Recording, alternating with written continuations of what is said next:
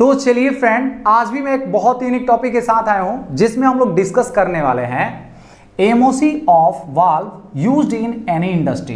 तो देखिए, एमओसी का मतलब होता है मटेरियल ऑफ कंस्ट्रक्शन, यानी कि इंडस्ट्री में यूज होने वाले वाल्व किस मटेरियल से बना होता है, इसी के बारे में इस वीडियो में हम लोग डिस्कस करेंगे। तो प्रीवियस वीडियो में हम लोग बॉयलर ट्यूब और बॉयलर पाइप का एमओसी के बारे में डिस्कस किए थे। अगर वीडियो नहीं देखे होंगे तो डिस्क्रिप्शन बॉक्स में लिंक दे दूंगा, प्लीज उसको देख लीजिएगा। इस वीडियो को देखने के बाद आप इंडस्ट्री में यूज होने वाले वाल्व किस मटेरियल का बना होना चाहिए और किस मटेरियल का वहां पे लगा होगा, ये आप प्रिडिक्ट कर सकते हैं। तो ये वीडियो बहुत ही इंफॉर्मेटिव होने वाला है। अगर आप इंडस्ट्री में वर्क करते हैं तो आपके लिए ये बहुत ही इंपॉर्टेंट वीडियो होने वाला है। तो हमारे साथ बने रहिए, पूरे एंड तक वीडियो देखिएगा, बहुत ही इंफॉर्मेटिव होगा। तो चलिए इस वीडियो को करते हैं स्टार्ट।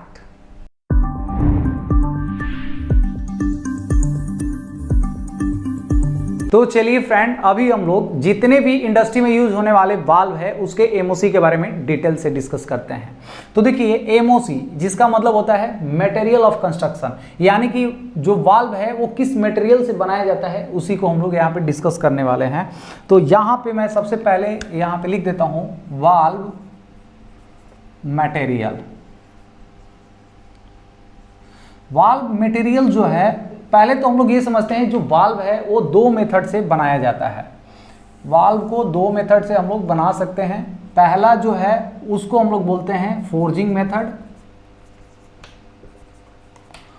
और दूसरा जो होता है वो है कास्टिंग मेथड। फोर्जिंग मेथड में हम लोग वो वाल्व यूज करते हैं जो कि 2 इंच से छोटे वाल्व होते हैं, यानी कि ये अप टू 2 इंच तक का जो वाल्व है उसको हम लोग फोर्जिंग मेथड से बनाते हैं। वही अगर कास्टिंग की बात करें तो एबव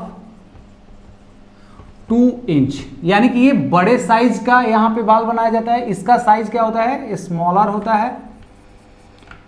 और अगर यहाँ कास्टिंग की बात करें तो जो बड़े साइज का, लार्जर साइज का जो वाल्व होते हैं वो कास्टिंग मेथड से बनाया जाता है। तो पहला हमारा ये हो गया फोर्जिंग मेथड, दूसरा कास्टिंग मेथड।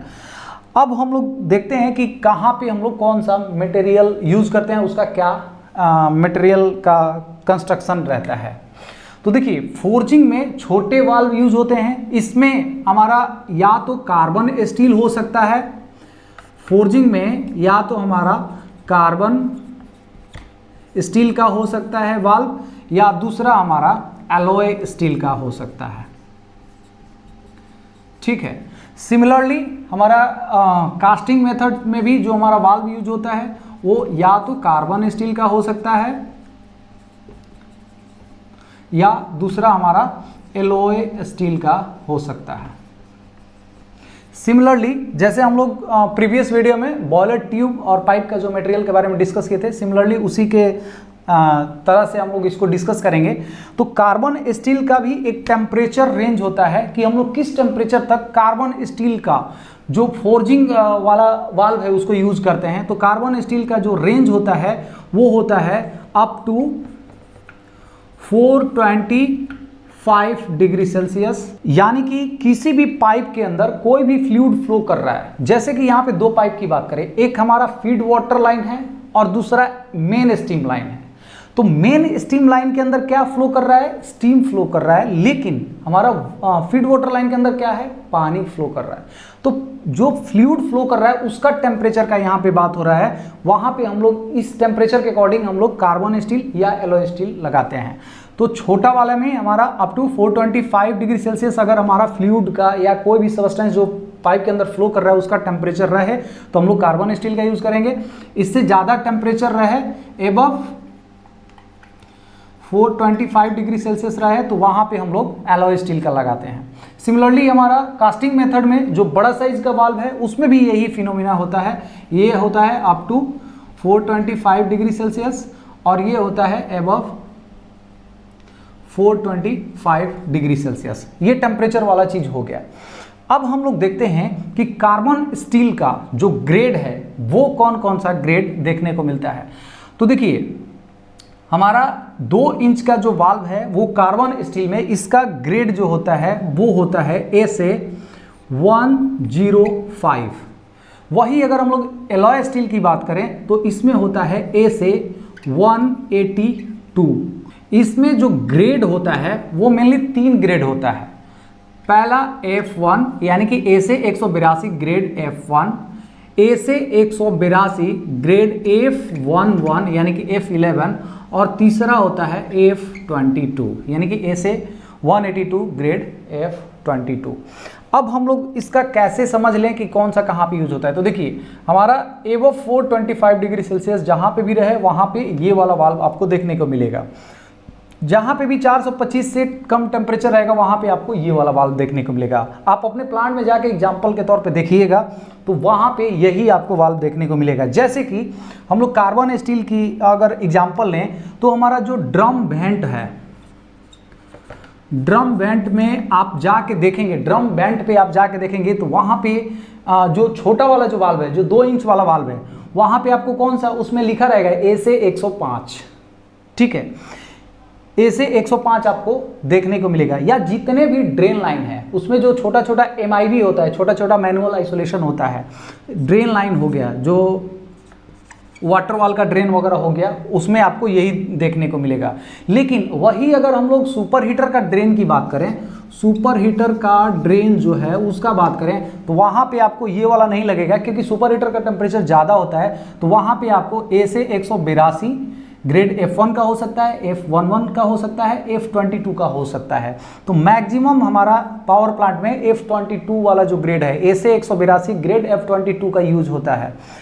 वही अगर हमारा जो लाइन का वेंट होता है, जैसे हमारा यहाँ पे ड्रम वेंट हो गया, वैसे ही मेन स्टीम का जो वेंट होता है उसमें भी अगर आप जाके देखेंगे तो वहाँ पे आपको F22 का जो वाल्व है वही देखने को मिलेगा। यानी कि जहाँ पे भी हमारा टेम्परेचर इससे ज़्यादा है सिस्टम के अंदर, मतलब कि जो भी हमारा पाइपलाइन फ्लो कर रहा है, पाइप है उसके अंदर जो फ्लूइड फ्लो कर रहा है उसका टेम्परेचर अगर इससे ज़्यादा है तो हम लोग इस ग्रेड का एलॉय स्टील का यूज़ करेंगे डायरेक्टली, और टेम्परेचर कम है तो कार्बन स्टील करेंगे। और हम देखेंगे कि हमारा वाल्व कितना बड़ा है, छोटा वाल्व है यानी 2 इंच से कम है तो हमारा फोर्जिंग मेथड में हमारा कार्बन स्टील का ग्रेड ये होगा। फोर्जिंग मेथड में अगर टेम्परेचर ज़्यादा है तो हमारा ये ग्रेड वाला वाल्व यूज होगा।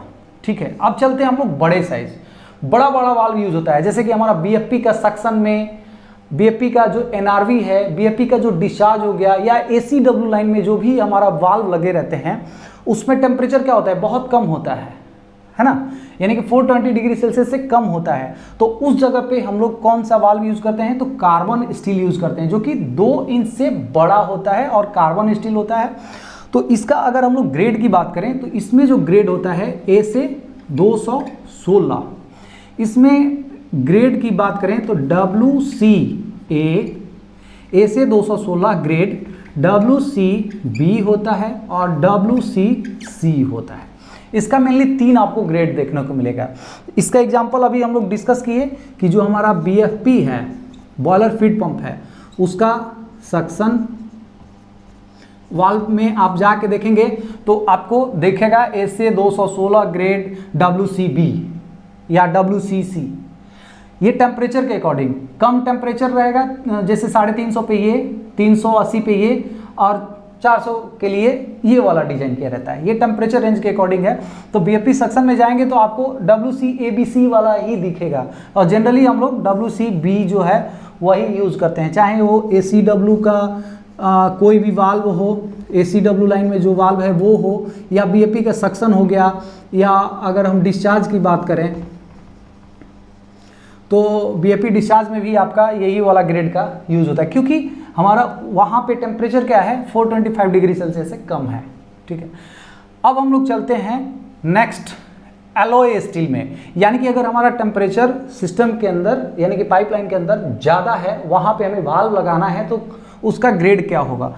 तो उसमें ग्रेड जो होता है वो SA 217, ये क्या था SA 216 17, ये 17 हो जाएगा। इसमें जो ग्रेड आता है वो कौन सा होता है, तो WC होता है, लेकिन यहाँ पे सीरीज हो जाता है WC1, WC4, WC5, WC6, WC9 और इसमें ग्रेड होता है C5 या C12 भी आपको देखने को मिलता है। ये बहुत ही हाई टेम्परेचर के लिए आपको देखने को मिलता है। जनरली हमारा पावर प्लांट में यही सब जो ग्रेड है ना, WC सीरीज जो है वो आपको देखने को मिलेगा। तो अभी हम लोग एक एग्जांपल की मदद से इसको समझ लेते हैं। जैसे कि हम लोग यहाँ पे एक एग्जांपल लेते हैं मेन स्टीम लाइन का। तो मेन स्टीम लाइन में जो हमारा स्टीम है उसका टेम्परेचर क्या रहता है, इस टेम्परेचर से ज़्यादा रहता है, यानी कि 425 डिग्री सेल्सियस से ज़्यादा रहता है।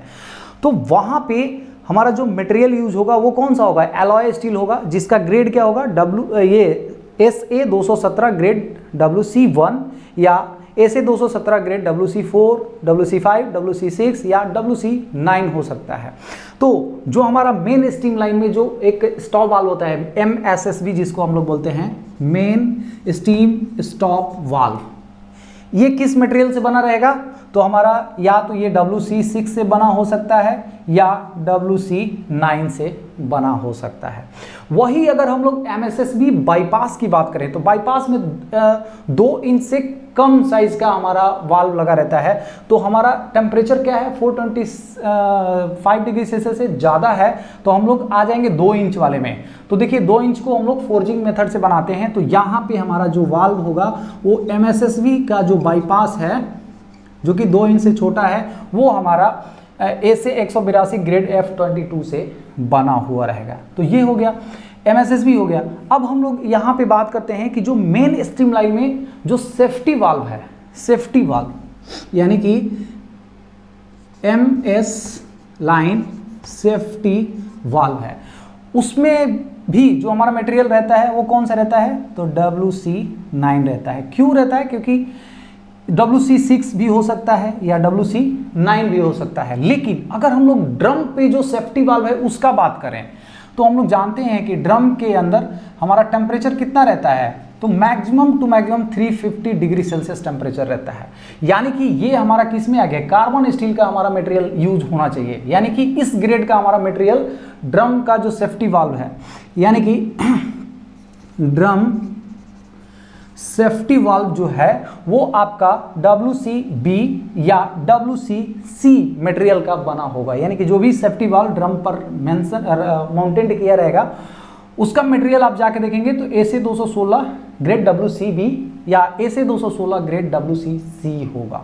तो इस तरह से बहुत ही आसानी से हम लोग समझ लिए, किसी भी प्लांट के अंदर जो भी वाल्व हो, आपके माइंड में जो भी वाल्व आ रहा है, एग्जाम्पल ले लेते हैं, ये फीड कंट्रोल वाल्व का ले लेते हैं, यानी कि जो हमारा फीड कंट्रोल स्टेशन होता है वहां पे ले लेते हैं। तो फीड कंट्रोल स्टेशन में हमारा जो वाल्व है वो बड़ा साइज का रहता है, यानी कि 2 इंच से बड़ा होगा तो हमारा कार्बन स्टील होगा।